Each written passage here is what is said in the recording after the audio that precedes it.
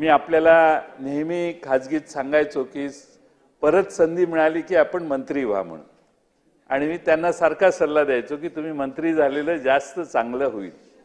आणि आपल्या पक्षाचा निर्णय येतो, त्यामुळे मला त्या बाबतीत खोलात जायचं नाही.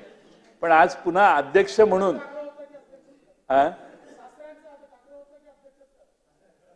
सासऱ्यांचं तुम्ही किती ऐकता हे मला चांगलं आता अलीकडच्या काळात कळायला लागलेलं आहे. पण आपल्याकडे आल्यानंतर अनेक वाद घालण्यासाठी येणारे सगळे आपण गरम कॉफी देऊन शांत करून बाहेर घालवलेले अनेक 2.5 वर्षात त्याचा आम्ही सगळ्यांनी अनुभव घेतलेला आहे. एक मासे पण खाऊ घातले, पाहिजे तर जेवणही दिलं, आणि जी बिझनेस ॲडवायझरी कमिटीची मीटिंग व्हायची त्याचा दर्जा एवढा उंच गेला बाकीच्या सगळ्या व्यवस्था असल्यामुळं की आपणच अध्यक्ष राहावं असे मनोमनी आम्हाला तेव्हापासून वाटत होतं.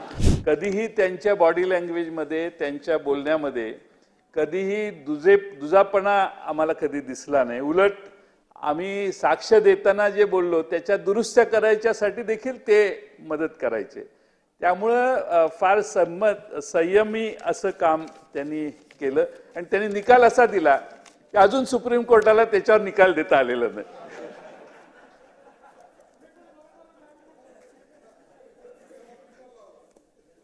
सुप्रीम कोर्टाचा निर्णय, यांनी जो निर्णय दिला त्याच्यात सुप्रीम कोर्ट अजून विचार करतंय. आमची विनंती एवढीच आहे की दादांनी भाषण केलं, आमचं काही तुम्हाला चॅलेंज नाही, तुमची संख्याच जास्त आहे. तुम्ही 230 वर आलेला, 237 आले का अपक्ष 237 आलेला.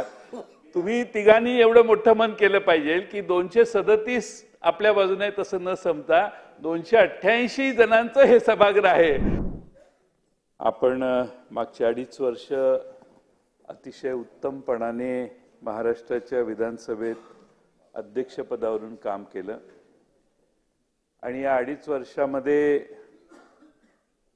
सर्व बाजूनी जे बोललं जातं ते ऐकावं अशी भावना मी तिकडे एकदा असताना व्यक्त केलेली होती. कारण इकडे एकदा होतो पूर्वी आम्ही, त्यावेळी आम्हाला असं वाटायचं की अध्यक्षांना डाव्या बाजूने ऐकायला कमी येतं. मग झिरवळ साहेबांना अध्यक्ष म्हणून निवडलं, उपाध्यक्ष म्हणून, त्यावेळी मी अपेक्षा व्यक्त केलेली की तिकडच्या बाजूला होतो त्यावेळी विनोदाने की आपण एका बाजूचं जरा कमी ऐका म्हणून. पण आपल्या 2.5 वर्षाच्या काळात आम्हाला हे मान्य केलं पाहिजे की आपण दोन्ही बाजूला सतत न्याय देण्याचं काम केलं, आणि ते करत असताना संख्याबळावर काही फारसं बोट कधी ठेवलं नाही, आणि तोच स्वभाव तुमचा यावेळी कायम राहील अशी अपेक्षा मी या निमित्तानं करतो. खरं म्हणजे आज तिघांची भाषणं झाली. पहिल्या भाषणापेक्षा दुसरं भाषणच मुख्यमंत्र्यांचं आहे का काय असं वाटायचं आमच्यावर पाळी आली. त्यामुळे प्रदीर्घ मार्गदर्शन सभागृहाला झालं.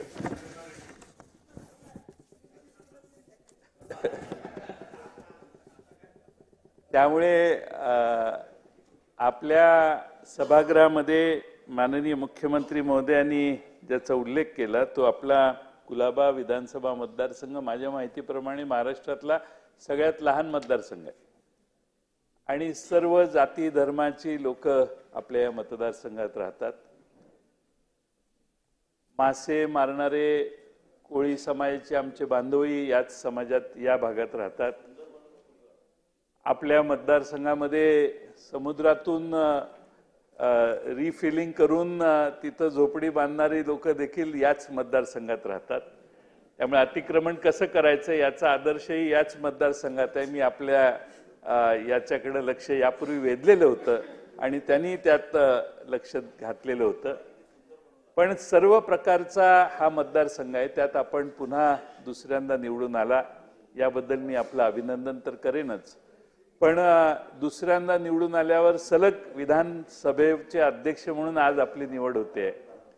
मी आपल्याला नेहमी खाजगीत सांगायचो की परत संधी मिळाली की आपण मंत्री व्हा म्हणून, आणि मी त्यांना सारखा सल्ला द्यायचो की तुम्ही मंत्री झालेलं जास्त चांगलं होईल.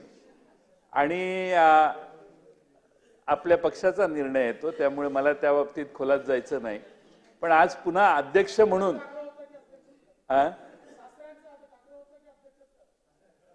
सासऱ्यांचं तुम्ही किती ऐकता हे मला चांगलं आता अलीकडच्या काळात कळायला लागलेलं आहे. त्यामुळे सासऱ्यांच्या आग्रहाप्रमाणे असं मी म्हणणं म्हणजे त्यांच्या कर्तबगारीवर अन्याय आहे. त्यांनी त्यांचं पद हे स्वतःच्या कर्तबगारीवर मिळवलेलं आहे. आणि त्यामुळं या छोट्याशा मतदारसंघात आमचा हा विधानभवनाचा हा एरिया येतो. आणि या विधानभवनाची आपण अध्यक्ष झाल्यापासून जी काळजी घेतलेली आहे ती अतिशय उत्तम दर्जाची घेतलेली आहे, ज्याचा माननीय अजित पवार यांनी उल्लेख केला. आणि दालनं तर सुरेखच केलेली आहेत, पण आपल्याकडे आल्यानंतर अनेक वाद घालण्यासाठी येणारे सगळे आपण गरम कॉफी देऊन शांत करून बाहेर घालवलेले अनेक 2.5 वर्षात त्याचा आम्ही सगळ्यांनी अनुभव घेतलेला आहे. एक मासे पण खाऊ घातले, पाहिजे तर जेवणही दिलं. आणि जी बिझनेस ॲडवायझरी कमिटीची मीटिंग व्हायची त्याचा दर्जा एवढा उंच गेला बाकीच्या सगळ्या व्यवस्था असल्यामुळं की आपणच अध्यक्ष राहावं असे मनोमनी आम्हाला तेव्हापासून वाटत होतं. आधी सांगितलं असतं तर वेगळा मेन्यू ठेवला असता. आपली इच्छा नाही हे मला माहिती आहे, पण आता शेवटी काय पक्षाने आपल्याला आदेश दिल्यामुळे आपण अध्यक्ष झालेले आहात. पण एक मान्य केलं पाहिजे की या सभागृहाच्या सगळ्या दालनाचंच नाही तर सगळीच व्यवस्था अतिशय उत्तम करण्याचं काम आपल्या 2.5 वर्षाच्या काळात झालं. आणखीन काही सूचना मी आपल्याला अतिशय उत्साहात केलेल्या त्याची अंमलबजावणी या 5 वर्षात आपल्याकडून होईल असा मला विश्वास आहे. त्यासाठी विधिमंडळाच्या सदस्यांना अतिरिक्त सुविधा या द्याव्यात अशा काही सूचना मी आपल्याला त्यावेळी केलेल्या होत्या. मला खात्री आहे की त्यातही आपण या 5 वर्षात लक्ष घालाल. मागच्या 2.5 वर्षामध्ये अनेक गोष्टी आपल्या समोर झाल्या, पण ज्याचा उल्लेख झाला की कोर्ट म्हणून आपल्याला जास्त काळ काम करायला लागलं आणि आम्ही सगळे आपल्या समोर येऊन आमची बाजू मांडायला लागलो. त्यावेळी मला हेही मान्य केलं पाहिजे की कोर्ट म्हणून वरच्या 4थ्या मजल्यावर बसून त्यांनी न्यायदानाचं काम करताना देखील आम्हाला अतिशय उत्तम सहकार्य केलं. कधीही त्यांच्या बॉडी लँग्वेजमध्ये त्यांच्या बोलण्यामध्ये कधीही दुजापणा आम्हाला कधी दिसला नाही. उलट आम्ही साक्ष देताना जे बोललो त्याच्या दुरुस्त्या करायच्यासाठी देखील ते मदत करायचे. त्यामुळं फार संयमी असं काम त्यांनी केलं आणि त्यांनी निकाल असा दिला की अजून सुप्रीम कोर्टाला त्याच्यावर निकाल देता आलेला नाही.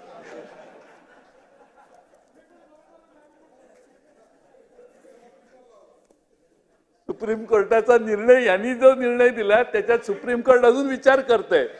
एक जज एक चीफ जस्टिस घरी गेले सुप्रीम कोर्टाचे, त्यांनी त्याला हात लावला नाही, त्याच्यावर भाष्य केलं नाही. पण एक मी तुम्हाला आभार मानलं पाहिजे, काय का असे ना त्यावेळी कोणाची बाजू चांगली कोणाची बाजू, तुम्ही कोणाला डिस्क्वालिफाय केलं नाही.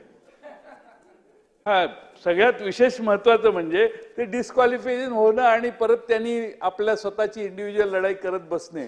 त्यामुळे त्याबद्दलही उशिरा का होईना मी तुमचे आभार मानेन. आता सुप्रीम कोर्ट निकालच देत नाहीये, त्यामुळे आपले आभार मानणं आणि आपलाच निर्णय मान्य करून नवा डाव आता सुरू झालेला आहे. यामध्ये काम करायला सुरुवात करणं ही आमच्या समोरचा पर्याय आहे. पण आपल्या सगळ्यांना खरं म्हणजे एक चांगले अध्यक्ष मिळालेले आहेत, कायदा समजणारे अध्यक्ष मिळालेले आहेत आणि मला खात्री आहे की या 5 वर्षात अतिशय उत्तमपणाने सभागृहातलं कामकाज ते चालवतील. आमची विनंती एवढीच आहे की दादांनी भाषण केलं, आमचं काही तुम्हाला चॅलेंज नाही, तुमची संख्याच जास्त आहे. तुम्ही 230 वर आलेला, 237 आले का अपक्ष 237 आलेला. तुम्ही तिघांनी एवढं मोठं मन केलं पाहिजे की 237 आपल्या बाजूने तसं न समता 288 जणांचं हे सभागृह आहे. आता तुम्हाला विरोध करून करून आम्ही महागाईवर भाषणं केली महाराष्ट्रात, आम्ही बेरोजगारीवर भाषणं केली, आम्ही महिलांच्यावरच्या अत्याचारावर भाषण केलं. संविधान माझं जास्त जोर नव्हता त्यावर, पण जे जे मुद्दे आम्ही सभागृहात महाराष्ट्रातल्या जनतेमध्ये मांडले त्या जनतेने त्यानंतर निर्णय दिलेला आहे. त्यामुळे आता चांगलं सरकार तुम्ही चालवाल अशी अपेक्षा आहे. पण मी पुन्हा येईन असं माननीय देवेंद्र फडणवीस साहेब म्हटले होते, पण 5 वर्ष ते आले नाहीत. ते आले पण दुसरीकडे बसले. 5 वर्षाच्या कालखंडात त्यांच्यात काय बदल झाले हे मी मगाशी त्यांच्या भाषणात ऐकलं. त्यांनी एक आमूलाग्र बदल केला की विरोधी पक्षाच्या बरोबर संवाद साधण्याचा पुन्हा प्रयत्न केला. पण मी त्याचं स्वागत करतो, कारण शेवटी विरोधी पक्ष किती मोठा आहे आणि लहान आहे यापेक्षा विरोधी पक्ष या सभागृहामध्ये जनतेमध्ये जे अपेक्षित आहे ते मांडण्याचं काम करतो, जे काही प्रश्न असतील ते मांडण्याचं काम करतो. आणि मला माननीय विरोधी मुख्यमंत्री महोदयांचं त्यांच्या भाषणातून जे मी घेतलं ते हे आहे की त्यांना संवाद विरोधी पक्षांच्या बरोबर असण्याची अपेक्षा आहे. त्यांनी 5 वर्षाच्या कालखंडात ते उपमुख्यमंत्री म्हणून त्यांनी पद स्वीकारलं. जे काही पक्षाने त्यांचा निर्णय दिला तो घेतला आणि आज ते पुन्हा जास्त ताकदीनं सभागृहात येऊन बसलेले आहेत. त्यांचंही अभिनंदन केलं पाहिजे असं मी समजतो, कारण शेवटी संख्येला लोकशाहीत महत्त्व असतं. आणि म्हणून आपण जो प्रस्ताव मांडला त्यामध्ये आपण काही मुद्दे मी माननीय अध्यक्ष महोदयांना यापूर्वी अनेक वेळा सांगितले की सभागृहामध्ये जी गर्दी होते त्या आमदारांनाच चालायला अवघड होतं, मंत्री महोदयांनाही चालताना अवघड होतं आणि वेळेत इथे येऊन बसून आपली उत्तरं देण्याच्यासाठी देखील मंत्र्यांना धडपड करावी लागते, आमदारांनाही धडपड करावी लागते. त्यामुळं बाहेर एंट्रीला एक्झिटला हॉल वेगळे दालनं करावीत, थोडीशी एक 4-5, आणि मंत्री महोदयांनी शिष्टमंडळानं बाहेर जाऊन भेटावं. ते केलं की आत येण्याची गर्दी कमी होईल. नाहीतर अनेक जण येतात आणि दिसेल त्या मंत्र्याच्याकडे जाऊन भेटायचा प्रयत्न करतात. ही संख्या जर कमी केली तर सभागृहात बाहेर थोडंसं दालनामध्ये, दालनाच्या बाहेर मंत्री महोदयांना, मी माननीय मुख्यमंत्र्यांनी केलेल्या सूचनेला मी पाठिंबा देतो, कारण सभागृहाच्या बाहेर देखील शांतता असली पाहिजे आणि काम करताना संधी मिळाली पाहिजे. मंत्री महोदयांना प्रोटेक्शन असतं. माझं म्हणणं प्रोटेक्शन आत घेऊन बहुतेक कोणी येत नसेल, पण प्रोटेक्शनची लोक बाहेर बसली पाहिजेत. आपणच आहोत एकमेकाच्या बरोबर, त्यामुळे इथं आत प्रोटेक्शनची कुणालाही, म्हणजे आमदारांचंही प्रोटेक्शन बाहेर असेल, बाहेरच असतं असं मला वाटतं.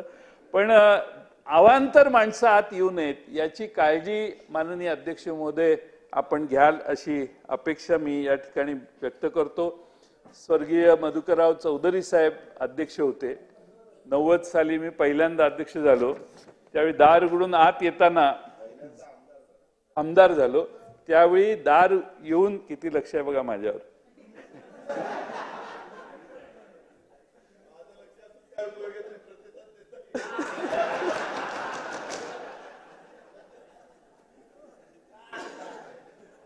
आमच्या पक्षाचा एक वाक्य आहे दादा, आपल्या पक्षाचं, योग्य वेळी योग्य निर्णय. अध्यक्ष महोदय उभे राहिले की बाहेरून आतून विधानसभेचे सदस्य आत येताना तिथंच उभे राहायचे. आता अध्यक्ष महोदय उभे राहतायत, अध्यक्ष महोदय बोलतायत, तरी निवांत येऊन गप्पा मारत उभा राहणं थोडीशी, आता 2.5 वर्ष मागच्या लॉटचा ठीक आहे, आता आपण कडक व्हा आणि कुठल्याही विधानसभेच्या सदस्याला एक पत्र पाठवा आपण की या सभागृहात प्रोटोकॉल काय पाळायचा. सभागृहात बोलत असताना खाली बसून बोलणाऱ्यांची संख्या कशी कमी होईल हे बघितलं पाहिजे असं मला वाटतं. खाली बसून आपण, हो दोन्हीकडे मलाही लागू आहे, ते मलाही लागू आहे, पण खाली बसून बोलण्यापेक्षा बोलणाऱ्याला कमी वेळेत संधी द्यावी आणि त्याचं भाषण लवकर संपावं.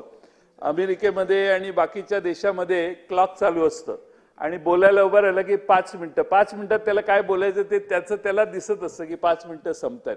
त्यामुळे एक स्टॉपवॉच एखादं लावावं की तुम्ही ठरवलं की दोन्ही बाजूनी एवढा वेळ आहे आणि प्रत्येक सदस्याला 15 मिनिटं, तर 15 मिनिटाचं क्लॉक इथं यांनी लावलं की 15 मिनिटात त्याचं भाषण संपवायचं, त्याला इंडिकेशन आले पाहिजे. कारण किती चर्चा किती काय करायची यालाही मर्यादा असते आणि प्रत्येकाला बोलायचं असतं. त्यामुळं असे काही नवीन नियम विधी गटनेत्यांची बैठक घेऊन आपण कराल असा विश्वास मी या ठिकाणी बाळगतो. या सभागृहामध्ये आपण पुन्हा अध्यक्ष झालात याबद्दल मी राष्ट्रवादी शरदचंद्र पवार पक्षाच्या वतीनं आपले मनपूर्वक अभिनंदन करतो. आपल्या सहवासात आमची 5 वर्षे कशी जातील हे कळणार नाही अशी अपेक्षा